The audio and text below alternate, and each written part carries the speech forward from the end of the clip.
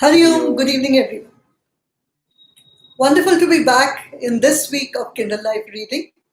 And let's begin this wonderful session with prayer.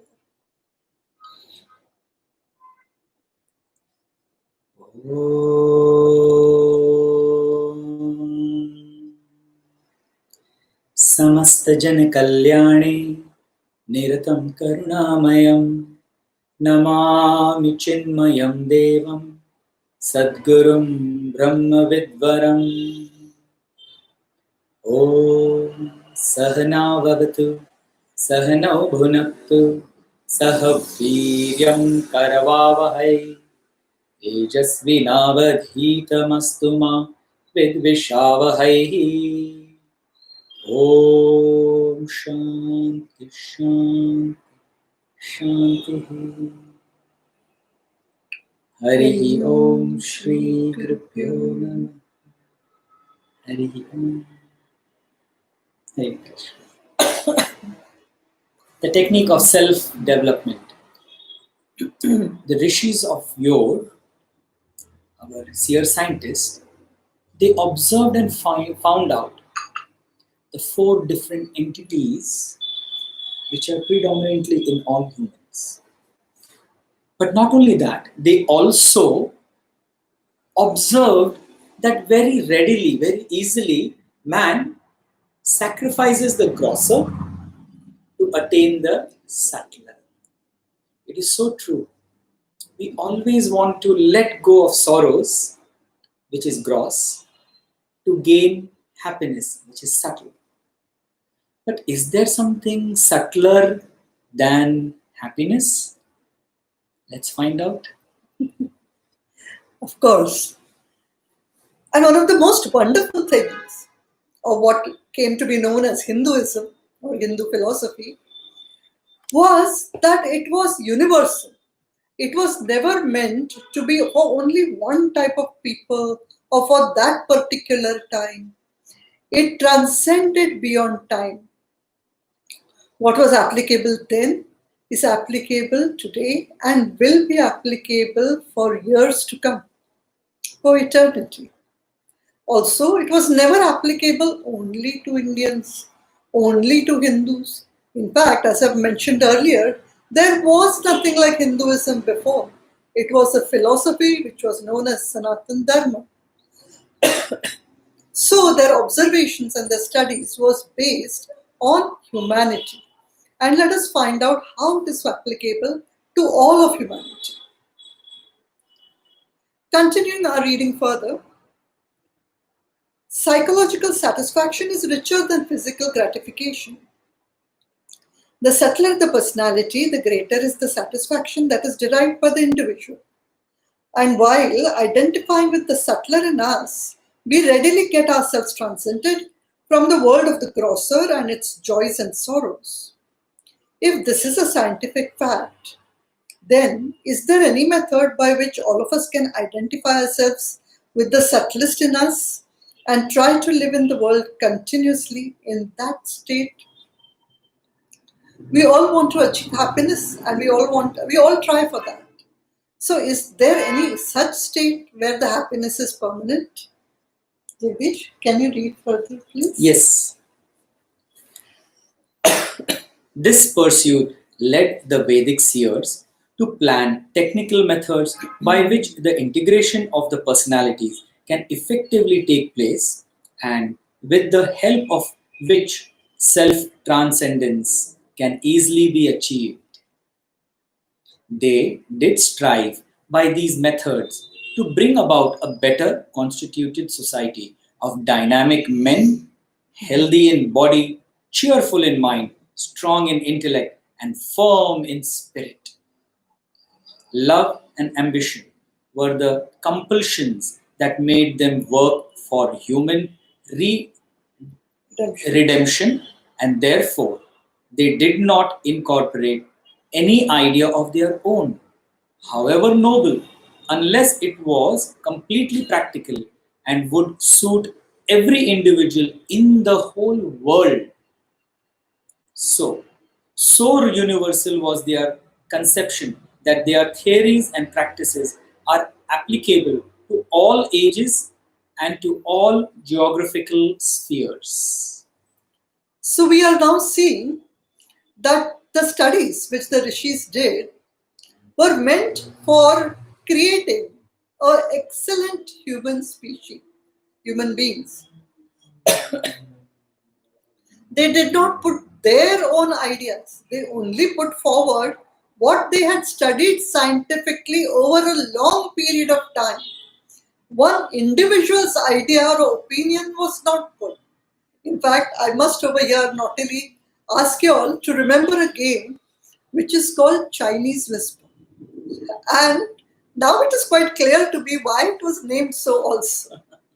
It began with a large group of people sitting next to each other in a circle, and the one person would start saying something or whisper something in the person next to him. And finally, when it went around the whole circle, that particular sentence which came back to him was completely distorted and definitely not the one which was like an original. So this was the game Chinese Whisper. So that this does not happen, the rishis and the scientists did not put their opinion in the middle of everything. They did only which was logical, which was a scientific study, and which was done over a long period of time with logical arguments so that they come to a proper scientific conclusion. And after experimentation, having seen the results that they are right according to the theory which they were giving. So this is what was happening. Yes, read further. Yes. Just as physics, biology, etc. are not the exclusive property of any one country or people, of an era or an age, but are universally applicable irrespective of time and age, so too the science of living, as propounded by the rishis in Vedanta, visualizes a plan of life to suit all people at all times and everywhere. Since the theory is universally applicable,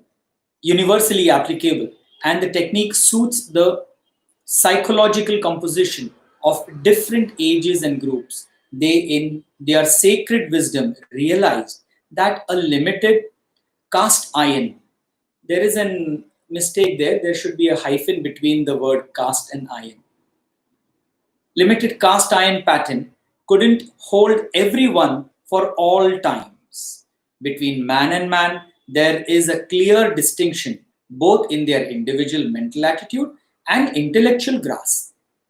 As such, a set scheme to control and develop the mind and intellect for all people would be an impractical proposition and an absurdity too colossal for their wisdom to even contemplate. Meaning, is Their minds were so vast. They did not conform to just a very, very ironclad discipline sort of technique that, yes, now what has been said, only this and this will follow. If I've said these 10 ideas, there cannot be an 11th idea. And it is meant only for these people. Nobody else in the world can practice this unless they either convert or become that particular thing. No. There was never such compulsions. Their mind was too vast and too large and too accepting of the open humanity in all, in totality. It was not a very narrow, fixed-minded set.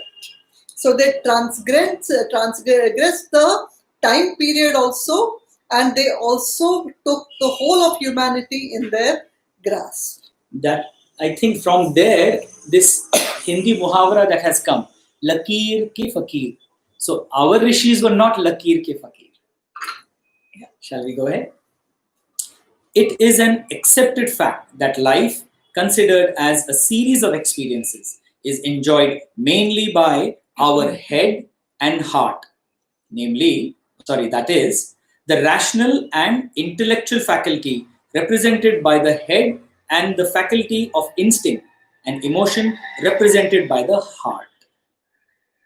If these two factors control and regulate, order and dictate the texture of our experiences, and if there be such an endless diversity in experiences between man and man, then it must be because of the varying proportions in which the head and the heart function in the different individuals. Therefore, on the basis of these two factors, the entire humanity may be satisfactorily divided into four types. So we already know this, that all our experiences are actually felt by the heart. When we say heart over here, it means of course the mind, because it is connected to emotions. And then by the intellect, we also know that intellect is what? A collective, decisive mind. Correct. Is intellect. And so the mind and intellect faculty are the ones which experience everything. That means they are the heart and then they are the head. So if we consider these two factors, then all of humanity can be divided into four different sections. Let's see what are these four different types. 1.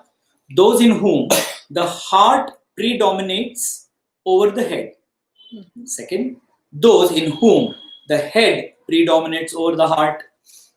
Third, those in whom the head and heart have an almost equal assertion. And finally, the fourth type, those in whom neither the heart nor the head has developed adequately. What it means, we'll explain. In this classification is built upon the basis of comparative assertion of the emotional and the rational traits in man, and upon his estimation of things and situations during his endless experiencing of the world. For there is no one who is the purely intellect type or purely the heart type.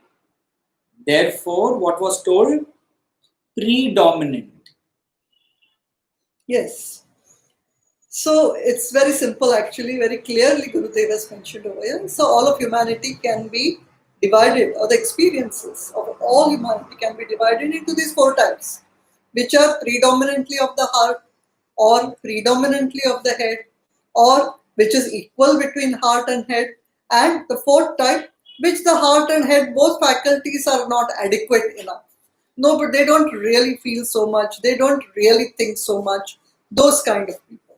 So while we are reading over here, as Gurudev has already mentioned, don't think of them, they. When we are reading, think of ourselves. Ultimately, we are reading it for us, understanding what we are, right? So let us put our mind as not they, but me, I. And we all fall into one of the One other of the categories. In this perplexity, so the meaning of perplexity, let us speak. Confusion. Yeah, inability to deal with. If the science of self-integration had only one airtight method, it could save only a small fraction of the entire population.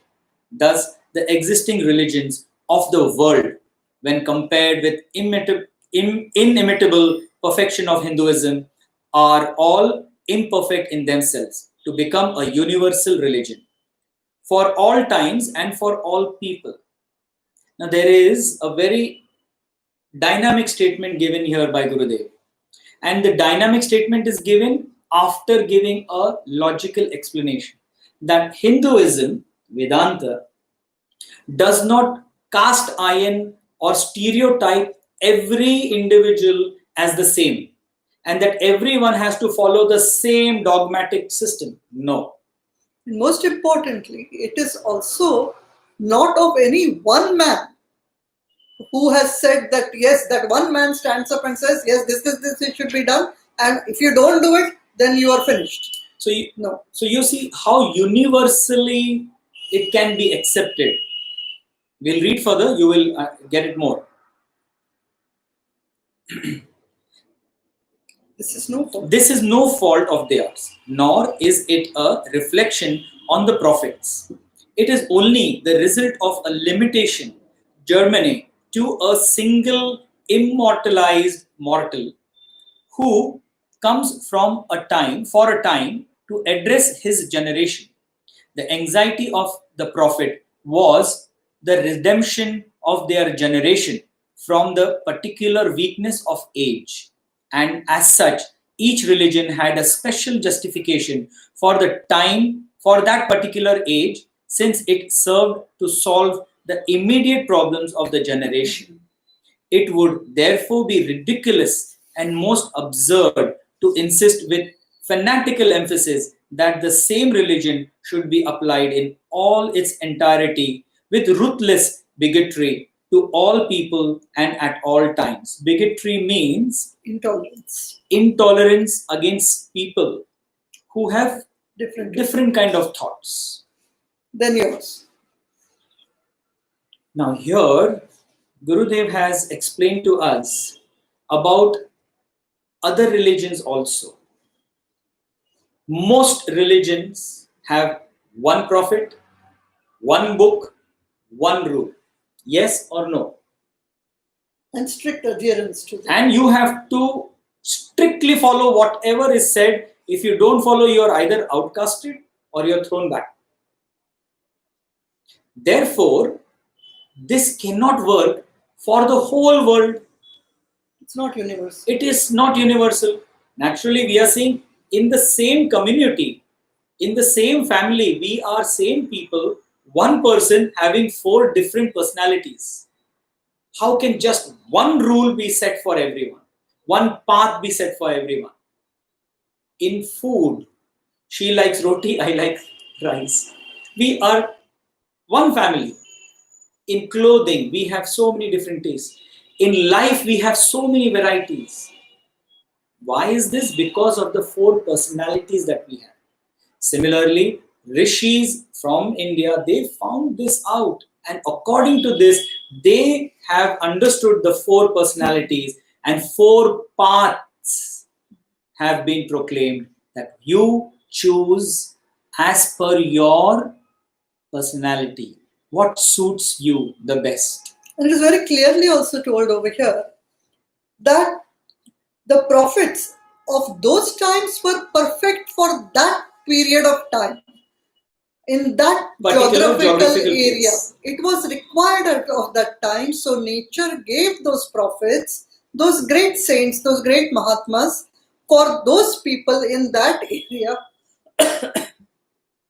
And that was suitable for them then. It does not mean that it is suitable for everybody at all times.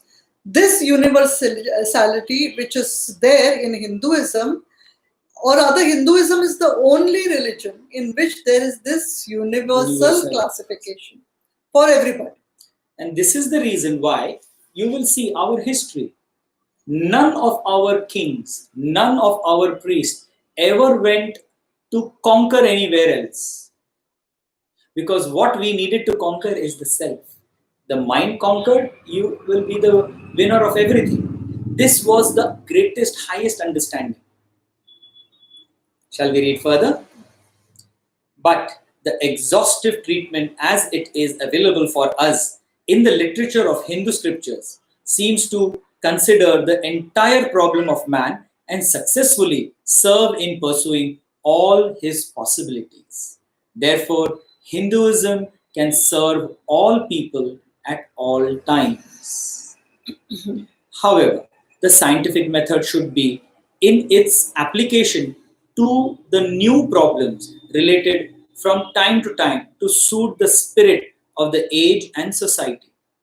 It is merely a question of shifting the emphasis from one aspect to another, which is determined by the weakness in the mental and intellectual life of people. This is the secret of the survival of Hinduism from out of its many dark ages and in spite of its repeated destiny to live under unsympathetic governments in its own native land. We feel so saddened that having so much of knowledge at our fingertips, it was ours, it is ours, but we are unable to exercise it. Why? Because nobody has taught us this. In our entire life of 50, 60 years, we are coming through this knowledge for the first time.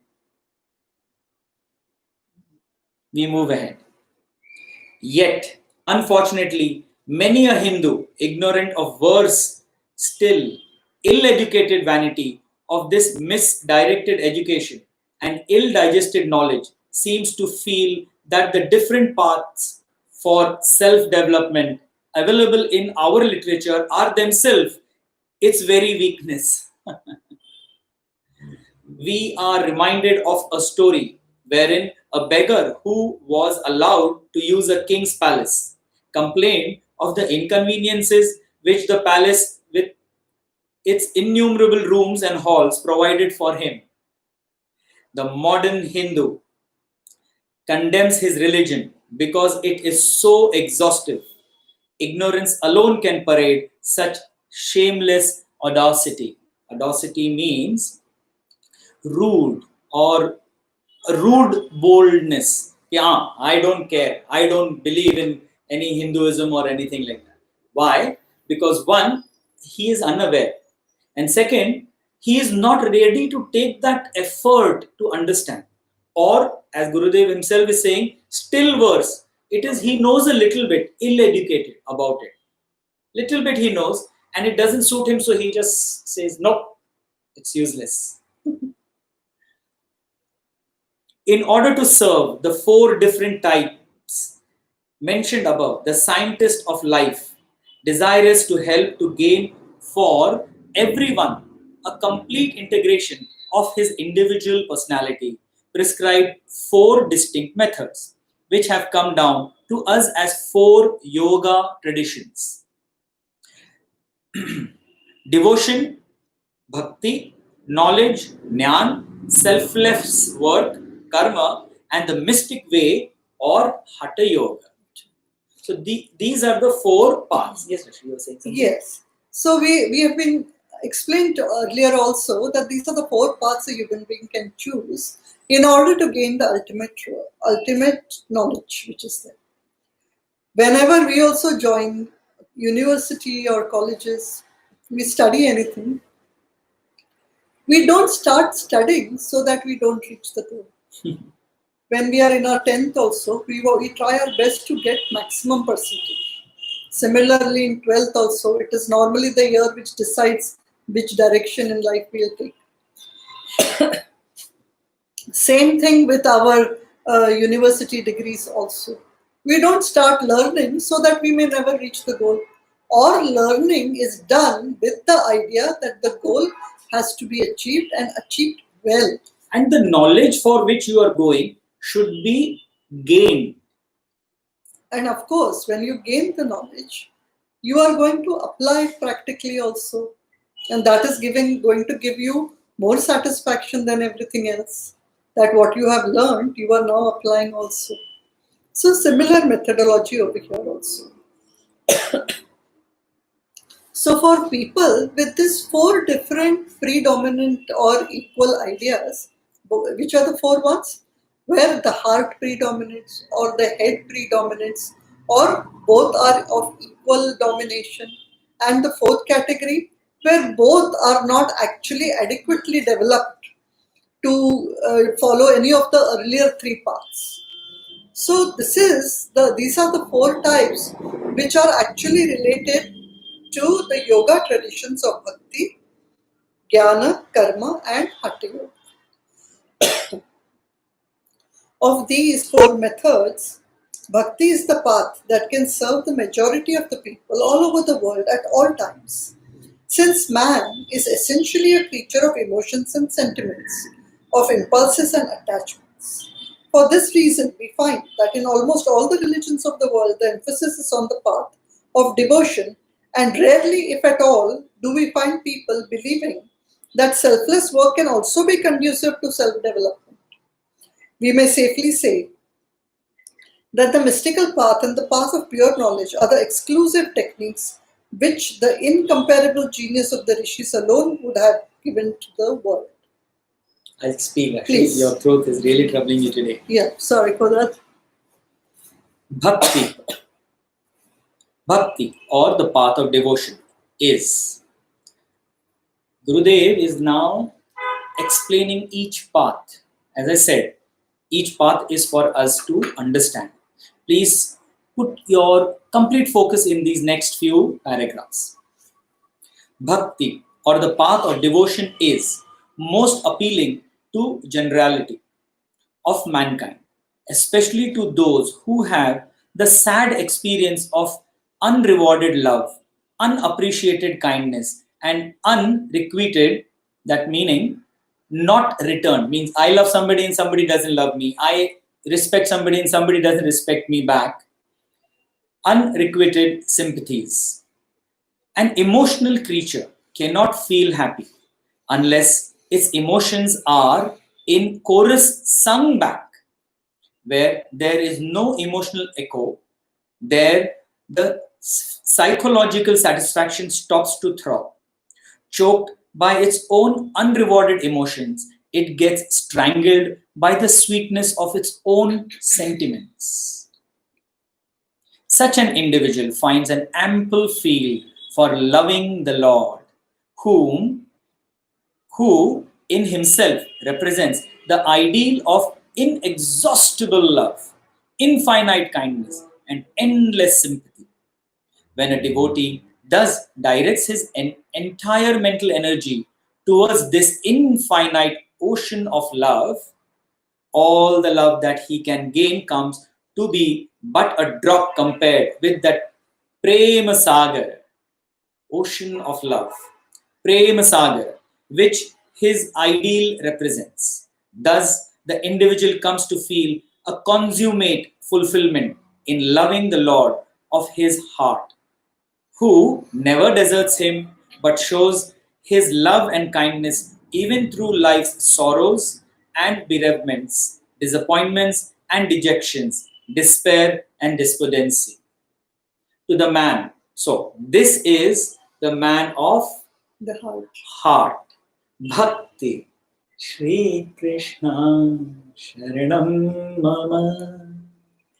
Most human beings are emotional. We get carried away very quickly. We cry quickly. We laugh quickly. We love quickly. So it is but natural that we get attracted to the path of devotion or bhakti very quickly. When we hear a beautiful rendition of a nice bhajan, we get attracted. Even on the road, if we are passing through and in the temple nearby there is some bhajan or some arti going on, at that time we quickly bow and we bow. So that is the most natural path. So, this is indicative of a group or a type of people who are emotionally oriented. Shall we go to the next? Yes, the heart rules the head, we have seen. Now let us see about the head. To the man of head means intellect, intellectual man. This method can hardly have any appeal, for to him, emotion has no secret meaning. He can enjoy emotions only when it is sanctioned and acknowledged by his reason. He demands satisfaction for the head, and he views and evaluates things from the crown of his intellect.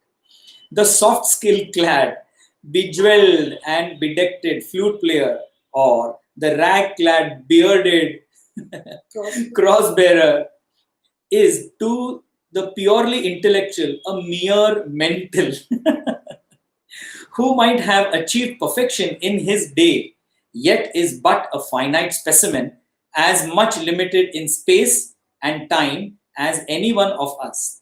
To an individual who entertains such an idea, the path of devotion is no inspiring avenue.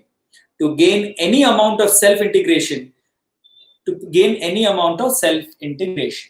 So you can see here, Gurudev has so clearly, absolutely clearly explained to us that the men of heart and the men of head, they require different set of paths.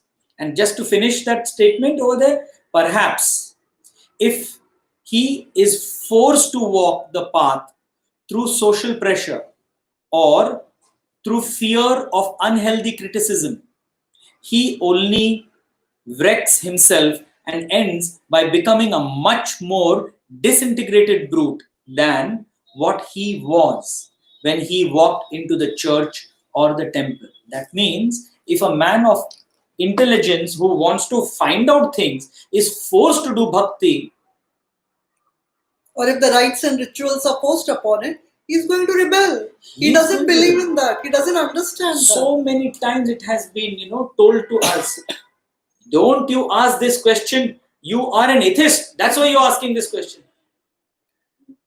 So there are people who will want to know logically, scientifically, what does it all mean? Where does it all lead? What is the logic behind religion? So those who are ruled by the head should not be forced or should not be taking up the path of devotion or bhakti. Although, as I've mentioned earlier, and you will find out also as time passes, that some element of the other has to be there. There is nobody who can be only of the heart and nobody who can be only of the head. That is not possible. So, tomorrow we shall see the other two, which we will complete there. So, let's end this session with prayers. Yes, please. Om Shri Krishna Sharanam Mama. Om Purnamada Purnamidam Purnat Purnamudachyate Purnasya Purnamadaya Purnameva Vashishyate. Om Shanti Shanti Shanti. Harihi Om Shri Gurubhyo Namaha. Hari Om. Hari Om everyone.